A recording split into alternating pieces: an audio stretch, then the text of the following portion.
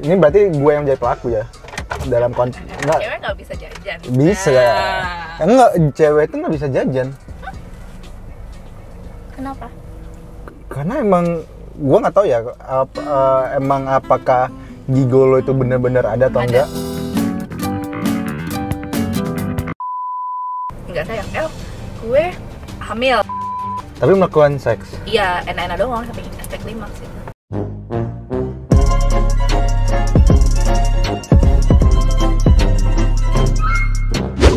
Gue nggak tahu karena gue nggak pernah ketemu dan gue nggak tahu lingkungannya gimana dan gimana mekanismenya. Yang ada biasa cewek itu bukan jajan lebih tepatnya, dipelihara cowok lain. Kalau misalnya lu udah married kan istilahnya lu memelihara dong. Misalnya gue udah nikah nih sama cowok gue, terus gue punya FWB-an. Ya ibarat kata itu lu sebutannya gue peliharaan atau gue melihara? Apa sih? kontes kodrat ya. Lu dipelihara. Karena kan cowok yang kalau gue yang bayarin dia gimana? Berarti dia berondong. Iya, misalnya dia berondong deh gitu, terus gue. Berarti lu yang pelihara. Nah, iya gitu kan bisa kan? Menurut lu lebih bagus yang dipelihara atau jajan sekali? Ya pasti lebih tidak complicated jajan aja sih. Cuma janganlah.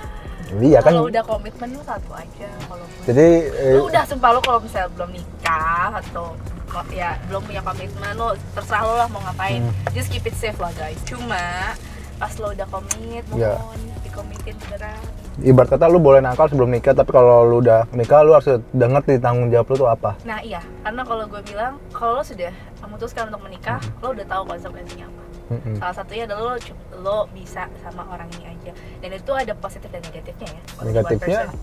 Ya negatifnya lo gak bisa jajan. Iya, bosen.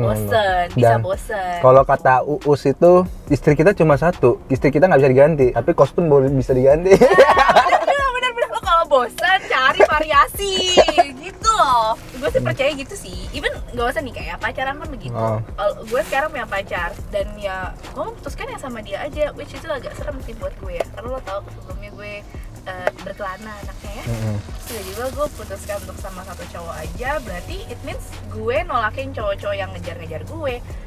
Menutup area lah ya. Iya, gue nutup area. Dan satu sisi itu menyeramkan kayak. Menyeramkan? Karena ya gimana sih, lo biasanya pagi-pagi good morningnya banyak gitu loh.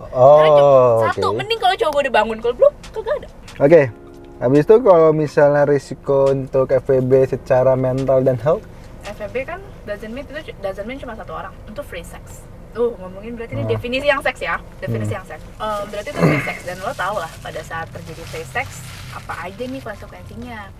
Ada penyakit seksual, ada kehamilan tidak diinginkan dan yang lain lah. Itu adalah salah satu resiko pada saat lo punya FWB. Dan terutama gini ya, amit-amit ya kan lo kena apa namanya tadi penyakit seksual atau kehamilan yang tidak diinginkan, lu bingung juga sama siapa gitu kan. Misalnya gue sama lo FWB, ya kan. Misalnya gue cuma satu lo doang FWB gue.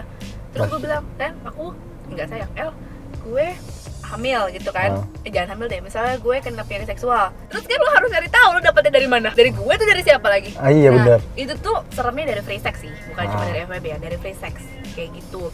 Nah, itu resiko kan. Secara mental? Ada orang yang senang dengan FWB, ada orang yang nggak suka komitmen, jadi dia merasa senang dengan kebebasan yang ada. Berarti bukan resiko dong kalau gitu? Ada yang seperti itu, tapi ada juga yang malah ngerasa sepi, ada malah ngerasa tidak diinginkan. Karena pada saat lo FWB, kan ada banyak nih jenis-jenis dan tipe-tipe orang FWB, sama kayak tipe-tipe orang pacaran kan. FWB can be toxic sih, kayak lo bayangin lo dekat sama orang cuma buat dibayarin, atau lo tidur sama orang habis itu orangnya pergi hilang nih misalnya sebulan, mau gak mau mempengaruhi keadaan mental lo kan. Ya ada orang yang ngerasa bodo amat, tapi ada juga yang malah kayak mikirin kok gini banget ya, kayak nggak berguna hidup gitu contohnya ya. Iya. Dan ada juga lo FWB yang mereka bahkan menolak untuk cuddling. Cuddling itu cuma peluk doang kan? Iya, jadi kan biasanya nih kalau misalnya kita definisinya FWB adalah including sex ya, kan setelah kalian melakukan hubungan seksual, lo kan biasanya cuddling nih sama partner lo, lo kan kadang pelukan gitu. Nah, ada tipe-tipe atau orang-orang yang melakukan FWB, mereka itu memilih untuk nggak cuddling supaya nggak baper, karena cuddling bikin baper anyway. Tapi melakukan seks? Iya, enak-enak doang sampai klimaks gitu. Nah, lu bayangin deh, udah gitu, udah ditinggal gitu, gimana rasanya? Kayak anjing gue dipakai doang, ya kan? Agak serem ya? Nah, itu tuh kondisi mental juga tuh pengaruhnya.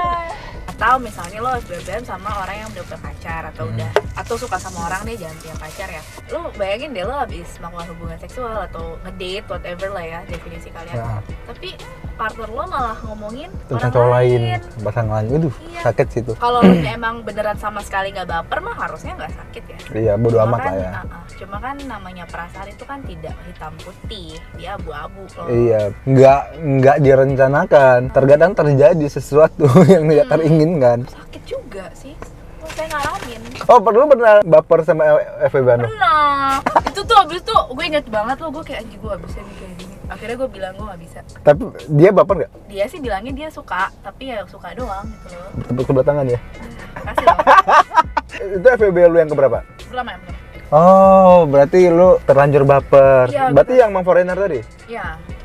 Tapi gue langsung bilang, ada orang yang ditahan kan? Oh, saya nggak mau, capek nahan. Bilang aja langsung, gue baper. I'm sorry but I have a feeling for you. Respon si bulenya? Nah, dia minta maaf sih. Dia bilang, I'm sorry, I like you, but you know that we can never work out. Oke. Di saat itu langsung kelar hubungan FWB kalian atau tetap lanjut? Saat itu dia masih ngajakin gue ngedate gitu, cuma gue nolak. Oh, dari lu yang menutup diri, takut lebih jauh. Iya. Apa ya? First rule of FWB adalah nggak boleh baper. Terus gue baper. Berarti lu merusak. Berarti gue udah merusak. Hal yang paling bener-bener gue penasaran itu adalah konteks FWB dalam include seks ya. Lu maksudnya lu nge-share di tentang konten itu ya? Oh, di Instagram gue. Iya, segala macam. Lu nggak ada berpikiran lu bakal dijudge, bakal kayak cewek bener-bener nggak bernilai nggak sih? Kalau gue pribadi mungkin gini kali ya. Gue tipe orang yang cukup percaya diri sama dia.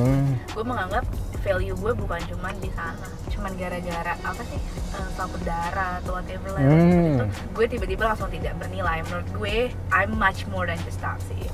Gue punya hal-hal lain yang bisa gue banggakan, dan gue akhirnya dapat teman-teman yang bisa menerima lu, mendukung juga kayak nggak apa-apa, santai aja gitu.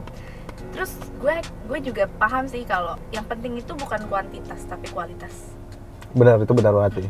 Jadi ya udah, gue punya yang teman-teman yang mendukung gue. Kan pernah kejadian nggak sih, lu pernah baca nggak sih yang ada sumuran mungkin 21 ke atas melakukan begitu di hotel, kacanya? Oh iya, yang kebuka itu.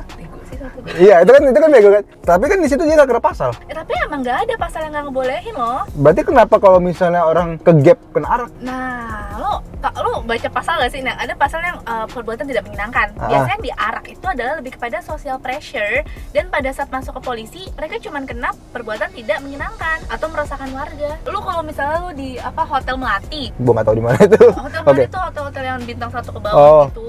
Lo di sana karena dia tempatnya itu adalah di lingkungan yang tidak menerima mostly, itu lo bisa diarak. Lo di bintang 5 nggak bisa, bintang 3 juga nggak bisa, for your information. Berarti nggak pernah bisa digerebek kalau di hotel 3 bintang ke atas? Bukan yang nggak bakal bisa ya, bisa. Buktinya itu artis-artis digerebek, tapi kan digerebek karena duit. Nah, itu karena jadinya prostitusi. Kalau sama-sama mau? Kalau misalnya sama-sama nggak apa-apa. Tapi mungkin ke sosialnya kali ya. Itu lebih ke social pressure. Berarti kalau untuk secara hukum tertulis dengan hukum Indonesia nggak terlalu berefek lah ya. Setahu gue enggak. Karena kalau salah ya, I'm sorry. Ya karena kalau gue lihat sebelum kejadian yang di hotel itu kebuka kaca, kan biasanya rata-rata kena hukum kan. Kejadian itu gue dengar di Line Today atau di mana itu nggak ada kena pasal karena bukan kejadian prostitusi, bukan pemaksaan, sama mau, dan umurnya juga di atas 18 ke atas. Iya, 21 harusnya. Tapi yang aneh kenapa orang yang ngerekam malah nggak kena? Harusnya itu ada undang-undangnya loh. Oh iya kan. Ayo. Ya itu makanya hukumnya kan ngaret kan. Aneh kan? Harusnya Iya. itu malah yang videoin, nyebar itu kena undang-undang. Iya. Nah, lanjut ke FWB. Menurut lu setuju nggak kalau FWB itu adalah salah satu metode cara untuk lo melampiaskan fantasi lo? Dalam arti apapun. Ya, gue sih nggak percaya itu FWB itu jalan keluar, karena menurut gue Lebih- pacaran juga bisa. Lebih enak kepacar kali ya. Iya, kita tuh cewek pada takut untuk menyuarakan mereka maunya apa. Pada dasarnya beberapa orang berpikir nilai cewek itu yang di situ. Jadi Padahal semakin dia pure. Nilai seseorang itu bukan dari itu kan, bisa dari, kalau gua pribadi lebih ke inner beauty dengan pemikirannya. Iya. Secara kasarnya ya, seorang pelacur aja kalau punya harta dia berkelas. Benar. Bener gak sih? Benar. Ibarat kata, nggak usah kita sebut nama lah, salah satu artis yang tarifnya puluhan. Jangan anjir, gua kenain nanti. Pokoknya puluhan juta. Iya.